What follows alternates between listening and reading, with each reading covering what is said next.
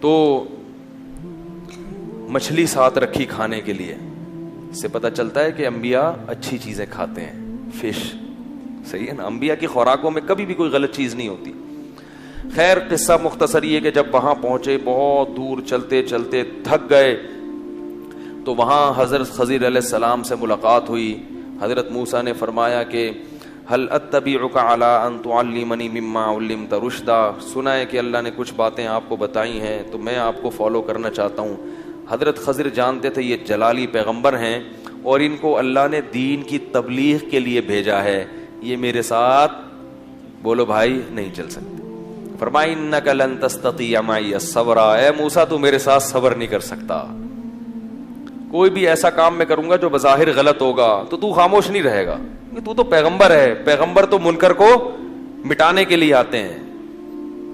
حضرت موسیٰ نے فرمایا کہ انشاءاللہ اللہ نے چاہا تو میں کیا کروں گا, صبر کروں گا. ولا اعصی لک امرا, اور آپ کی اس معاملے میں نافرمانی نہیں کروں گی کیونکہ اللہ نے بھیجا ہے مجھے آپ کے پاس. تو کہا کہ ٹھیک ہے پھر چلتے ہیں. ٹھیک ہے نا, اب خاموشی سے سفر کرنا میرے ساتھ. فانطلقا, دونوں نکلے, ایک کشتی میں سوار ہوئے. رکبا فی السفینہ, کشتی میں بیٹھے ہیں. جب کشتی پار ہوئی ہے تو حضرت خضر نے اس کشتی کا ایک پھٹا توڑ دیا, عیب دار بنا دیا. حضرت موسیٰ علیہ السلام کو بڑا غصہ آیا کہ بلا وجہ ایک معصوم آدمی کی کشتی کو کیا کر دیا, بیڑا غرق کر دیا, اس کی کشتی کا توڑ دیا اس کو. لقد جئت شیئا امرا, کہنے لگے آپ نے تو عجیب ہی کام کیا, ظلم کیا اس کے اوپر. حضرت خضر نے فرمایا الم اقل لکا, بیٹا نہیں چھیڑو کسی چیز کو. الم اقل انک لن تستطیع معی الصبر, میں نے کہا نہیں تھا کہ آپ میرے ساتھ صبر نہیں کر سکتے. حضرت موسیٰ کو اپنا وعدہ یاد آیا, کہنے لگے لا تؤاخذنی بما نسیت, بھائی اگر کوئی آدمی بھول جائے نا اس پہ اس کی پکڑ نہیں کرنی چاہیے. بھولے سے بہت کچھ ہو سکتا ہے انسان کے ساتھ, اور اتنی ٹینشن میں نہ ڈالیں, بس اب نہیں پوچھوں گا. فانطلقا, آگے چلے دونوں. حتی اذا لقیا غلاما, ایک نوجوان نظر آیا. حضرت خضر گئے, اس کی گردن کاٹ دی. اس کو کیا کر دیا, قتل کر دیا.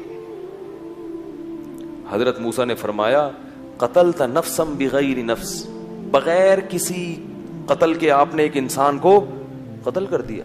نفسا زکیہ, معصوم جان. لقد جئت شیئا نکرا, بہت بڑا جرم ہے یہ, انسان کو مار دیا آپ نے. حضرت خضر نے فرمایا الم اقل لک انک لن تستطیع معی صبرا, میں نے کہا تھا اے موسیٰ آپ میرے ساتھ صبر نہیں کر سکتے. اب حضرت موسیٰ نے کہا ان سألتک عن شیء بعدها فلا تصاحبنی, اب میں خود اپنی سزا تجویز کر رہا ہوں, اگر میں نے مزید کوئی سوال پوچھا تو آپ مجھے اپنے ساتھ نہ رکھیں, واپس چلے جاؤں گا میں, یہی میری سزا ہے, اب نہیں پوچھوں گا. فانطلقا, پھر نکلے. حتی اذا اتیا اہل قریۃ استطعما اہلہا, ایک بستی میں گئے. وہاں بستی مسافر تھے تو بستی والوں سے کہا کہ بھئی ہم مسافر ہیں, تھوڑا ہمارے لیے کوئی کھانے پینے کا انتظام کیا جائے, مجبور ہے. بستی والے ایسے نیمبو نچوڑ, مسافر پر تو سبھی کو ترس آتا ہے نا, اور پہلے زمانے کے مسافر تو بالکل بیچارے ایسے, یعنی ان کے پاس تو وہ سہولتیں نہیں ہوتی تھیں. وہ ایسے نالائق بستی والے کہ انہوں نے ان کے اکرام سے منع کر دیا, انہوں نے نہیں, یہاں کچھ نہیں ملے گا. تو حضرت خضر نے دیکھا کہ ایک بستی میں ایک دیوار تھی جو گرنے والی تھی, اس کو ریپیئرنگ کر کے صحیح کر دیا. حضرت خضر نے فرمایا کہ جو بستی, جو جس بیچاروں نے کچھ کیا نہیں تھا ان کے ساتھ تو ایسا سلوک کیا, کشتی توڑ دی, بندہ مار دیا بغیر کسی وجہ, اور جو نالائق تھے ان کی دیواریں صحیح ہو رہی ہیں. اگر کرنی تھی تو پیسے تو لیتے, ان سے کیا لیتے, پیسے لے کے کر لیتے یہ کام. ایسے نالائقوں کے ساتھ احسان کیا آپ نے. حضرت خضر نے فرمایا ھذا فراق بینی و بینک, اے موسیٰ میرے اور تیرے درمیان بس, اب ہم دونوں ساتھ نہیں چل سکتے. رسول اللہ صلی اللہ علیہ وسلم نے جب یہ حدیث بیان کی تو آپ نے فرمایا کہ رحم اللہ موسیٰ, اللہ موسیٰ پہ رحم کرے, اگر کچھ دیر خاموش رہ جاتے تو اور پتہ نہیں کتنی چیزیں ہمارے سامنے آ جاتی. تو پھر حضرت خضر نے فرمایا کہ اب میں تمہیں بتاتا ہوں میں نے ایسا کیوں کیا. فرمایا کہ کشتی جو تھی آگے ایک ظالم بادشاہ تھا, وہ ظالم بادشاہ عیب دار کشتی کو تو چھوڑ دیتا تھا, جو کشتی صحیح سالم ہوتی اس کو غصب کر لیتا تھا. تو میں نے اس کی کشتی کا پھٹا توڑ کے اس کو عیب دار بنا دیا تاکہ اس کی کشتی محفوظ ہو جائے. اور یہ جو نوجوان بچہ تھا, اس بچے کے بارے میں میرے رب نے مجھے بتایا کہ یہ بڑا ہو کر اپنے ماں باپ کا نافرمان بنے گا, اس کے والدین نیک لوگ ہیں, تو اللہ نے چاہا کہ اس کو مار دیں اور اس کے بدلے ان کو دوسری اولاد دیں جو اب بڑے ہو کر اپنے والدین کی آنکھوں کی ٹھنڈک بنے گی. یہ نافرمان ہوتا, جہنم میں جاتا اور والدین کو بھی ستاتا دنیا میں. اور تیسرا جو مسئلہ تھا, وہ جو دیوار تھی وہ یتیم بچوں کا خزانہ اس کے نیچے دفن تھا. اگر وہ دیوار گر جاتی تو یہ نالائق لوگ وہ سارا خزانہ نکال کے بانٹ لیتے اور وہ بچے محروم ہو جاتے. تو اور وہ بچے ایک نیک والد کے بچے تھے. وَكَانَ أَبُوهُمَا صَالِحًا, ان بچوں کا ابا نیک آدمی تھا. تو اللہ نے چاہا کہ باپ دنیا میں موجود نہیں ہے, ان بچوں کی کہ مال کی حفاظت رہے. تو اللہ نے مجھے حکم دیا کہ اس دیوار کو سیدھا کر دو تاکہ بچے جب جوان ہو جائیں گے تو یہ خزانہ یہاں سے نکال لیں. اور کہا کہ ان میں کوئی بھی کام میں نے اپنی مرضی سے نہیں کیا, یہ سب کس کے حکم سے کیا ہے؟ اللہ کے حکم سے. اس سے ہمیں چند اسباق ملتے ہیں. ایک تو یہ حضرت موسیٰ علیہ السلام کی نہی عن المنکر کا جذبہ, کیونکہ پیغمبر تھے نا, پیغمبر کس کام کے لیے آتے ہیں؟ برائی کو روکنے کے لیے. تو جو چیز نظر آئی نا ظاہراً برائی ہے اس پہ خاموش نہیں ہوئی. یہ فضیلت ہے موسیٰ علیہ السلام کی. دوسری بات ہمیں یہ پتہ چلتی ہے کہ اللہ اپنے غیب کے پردوں سے کیسے کیسے دنیا میں کام بنا رہے ہوتے ہیں. ہم سمجھ رہے ہوتے ہیں غلط ہو رہا ہے, لیکن حقیقت میں صحیح ہو رہا ہوتا ہے. اب دیکھو, ان بچوں کا باپ نیک آدمی تھا. اللہ نے خضر علیہ السلام کو بھیجا کہ ابا چونکہ نیک تھا, انتقال ہو گیا ہے, تو ان کے بچوں کی پراپرٹی محفوظ رہنی چاہیے, خزانہ محفوظ رہنا چاہیے. تو خضر علیہ السلام کو جا کے بھیجا کہ دیوار کو سیدھا کر کے آؤ. اس سے پتہ چلتا ہے کہ نیک باپ کی اولاد کا بھی اللہ تعالی خیال رکھتے ہیں اس باپ کی وجہ سے. آپ اگر نیک زندگی گزارو گے تو اس کی برکتیں آپ کی اولاد گریبی میں اٹھائے گی. قرآن نے یہ کیوں کہا کہ ان کے ابا نیک تھے؟ صرف یتیم ہونا کافی نہیں تھا, ابا کا نیک ہونا, اس لیے ان کی حفاظت کی گئی ہے ان کے خزانے کی. البتہ یہ ضرور رکھیں کہ اس سے لوگ نا کچھ غلط بھی استدلال کرتے ہیں, کہتے ہیں اچھا اس کا مطلب ہے دنیا میں کچھ اس قسم کے لوگ ہوتے ہیں جن کو اللہ نے ایسے اختیارات دیے ہوئے ہیں کہ وہ کسی کو مار بھی دیتے ہیں, زندہ بھی کر دیتے ہیں, اور یوں بھی دیوار بھی سیدھی کر دیتے ہیں, یہ بھی کر دیتے ہیں. تو میں نے فلانی جگہ دیکھے ایک بزرگ وہ یہ کر رہے تھے. تو یاد رکھو اللہ نے اختیارات کسی کو بھی کسی قسم کے بولو بھائی نہیں دیے ہیں. حضرت خضر کے پاس کوئی اختیارات نہیں تھے, ان کو اللہ نے الہام کیا. اگر پیغمبر تھے تو وحی کی, ولی تھے تو الہام کیا, اور الہام اتنا مضبوط کہ وہ یقین کی معنی میں ہوتا ہے. تو وہ انہوں نے اللہ کے حکم سے یہ کام کر دیا. تو اللہ بعض دفعہ فرشتوں کے ذریعے کام لے لیتے ہیں اپنے بندوں کے لیے, انسانوں کے ذریعے لے لیتے ہیں, جانوروں کے ذریعے بھی لے لیتے ہیں. بعض دفعہ کوئی نقصان ہونے والا ہوتا ہے, کوئی جانور ایسے کام کر کے چلا جاتا ہے کہ آپ اس نقصان سے کسی جانور کے دل میں اللہ ڈال دیتے ہیں, جانور کے دل میں ایسا بھی ہوتا ہے. تو ہمیں اس سے مطلب نہیں ہے کہ کون کام کر رہا ہے, ہمیں اس سے مطلب ہے کہ کام کرنے والا کون ہے؟ اللہ ہے, اور وہ نیک لوگوں کی مدد غیب سے بولو بھائی کرتا ہے. اس واقعے میں ہمیں یہ سبق ملتا ہے. تو یہ موسیٰ علیہ السلام کا دلچسپ واقعہ تھا. اس کے بعد ذوالقرنین کا تذکرہ ہے کہ بہت بڑے بادشاہ گزرے ہیں, پوری دنیا فتح کی انہوں نے, حضرت ذوالقرنین نے. قرآن کہتا ہے زمین کے مشرق کی انتہا میں بھی پہنچے اور زمین کے مغرب کی انتہا میں, اور ایک ایسی قوم کے پاس پہنچے ذوالقرنین کہ وہ قوم حضرت ذوالقرنین کی زبان نہیں سمجھتی تھی. تو ترجمان کے ذریعے اس قوم سے بات ہوئی. اس قوم نے کہا کہ آپ بڑے طاقتور بادشاہ ہو, ہم ایک مصیبت میں مبتلا ہیں, آپ اس سے ہمیں بچائیں. وہ مصیبت کیا ہے؟ انہوں نے کہا یاجوج ماجوج ایک قوم ہے جو زمین میں فساد مچا رہی ہے, تو آپ ہمیں اس سے کیا کریں؟ اس کے شر سے بچا لیں. تو حضرت ذوالقرنین نے جو پہاڑوں کی وادیاں تھیں نا ان کے درمیان لوہا اور سیسا گرم کر کے, بڑا مشکل کام ہے یہ پہاڑوں کو لوہے اور سیسے سے بند کرنا, اس قوم کو پیک کر دیا, سیل پیک, کہ یہ قوم اب قیامت تک نکل نہ سکے اور دنیا ان کے شر سے محفوظ رہے.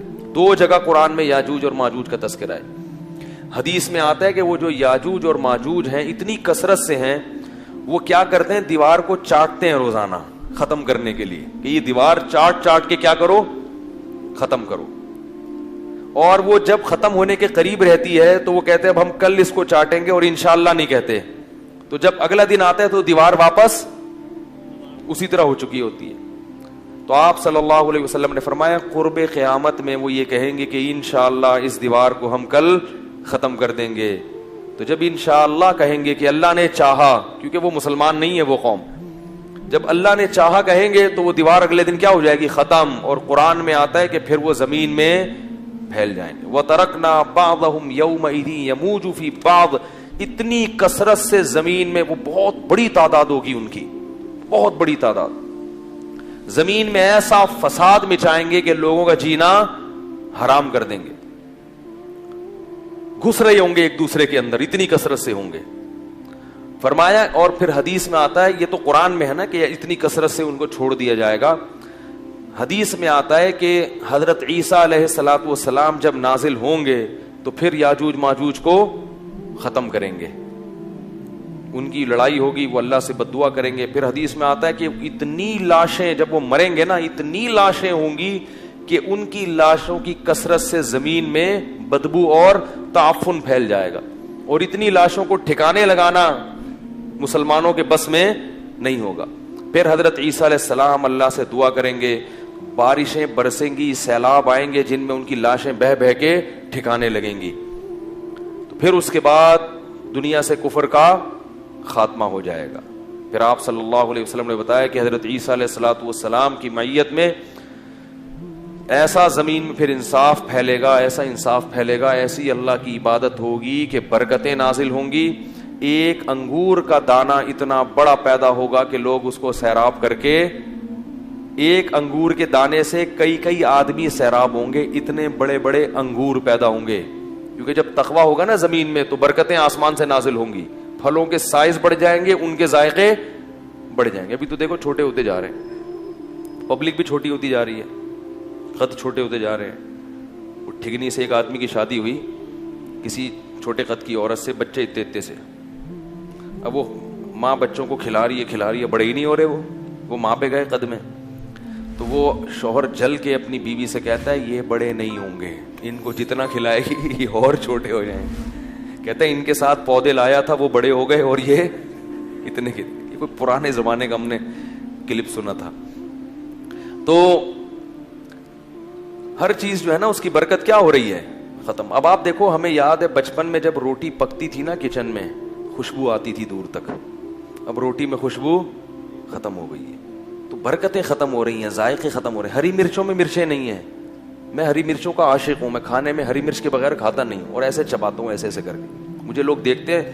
ایک دفعہ میں ہوٹل میں گیا تو میں نے کہا ہری مرچیں لے آؤ. وہ مذاق سمجھتے ہیں, وہ ایک اٹھا کے لے آتا. میں کہتا بھائی ہری مرچیں لے کر آؤ یار. اس نے غصے میں نا پوری پلیٹ بھر کے لے آیا, تو میں کھا گیا. میں تو چاہ ہی رہا تھا کہ پلیٹ بھر کے لے کر آؤں. تو حیران ہو رہا یار, یہ تو میں سمجھتا تھا کہ مذاق کر رہا ہے. تو لیکن اب ہری مرچوں میں ذائقہ 6-7 چبا جاؤ, اس کے بعد کوئی ایک آدھ نکلتی ہے. ہر چیز میں ذائقہ کیا ہو رہا ہے, اس کا گناہوں سے بھی بڑا گہرا تعلق ہے. کچھ تو یہ کھاد واد کے اثرات ہیں, کچھ ہماری بدعمالیاں بھی ہیں. چیزوں کے ذائقے کیا ہو رہے ہیں, ختم ہو رہے ہیں. تو انار حدیث میں آتا ہے اتنا بڑا پیدا ہوگا کہ انار کا جو چھلکا ہے نا, اس میں اس کو لوگ سائبان کے طور پہ استعمال کریں گے. اتنے بڑے بڑے چھلکے لوگ اس میں بیٹھ کے چھاؤں کے طور پر رکھیں گے. اتنے بڑے انار پیدا ہوں گے اور ایسے ذائقے دار. تو یہ کچھ علامات تھیں جو اللہ تعالیٰ نے قرآن مجید میں بیان کی. اس پر پھر کبھی بیان کریں گے علامات قیامت پر, قیامت کی علامات میں کیا کیا ہیں. تو یہ ایک مستقل ٹاپک ہے. اس میں لوگوں نے موضوع من گھڑت قصے بہت بنائے ہوئے ہیں. صحیح روایاتیں کم ہیں, اور جو موضوع من گھڑت کتابیں اور اپنی طرف سے قصے کہانیاں بنا کے, ورنہ یہ ایک مستقل ٹاپک ہے. قرآن و سنت میں اس پر بہت کچھ بیان کیا گیا ہے. تو خیر, اصحاب کہف کا یہ واقعہ تھا اور حضرت موسیٰ علیہ السلام کا یہ واقعہ.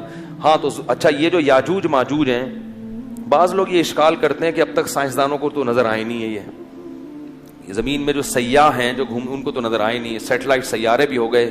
تو یاد رکھو, انسان نے یہ دعویٰ کرنا غلط ہے کہ زمین کا ایک ایک چپا دیکھ لیا. ایسا نہیں ہے, یہ دعویٰ ہی غلط ہے. گوگل میپ سے جب تک دیکھیں گے نہیں نہ جا کے, اور دیکھنے میں آسان نہیں ہے, اور یہ بھی ممکن ہے کہ اللہ نے اس کو گوگل میپ سے چھپا دیا ہو.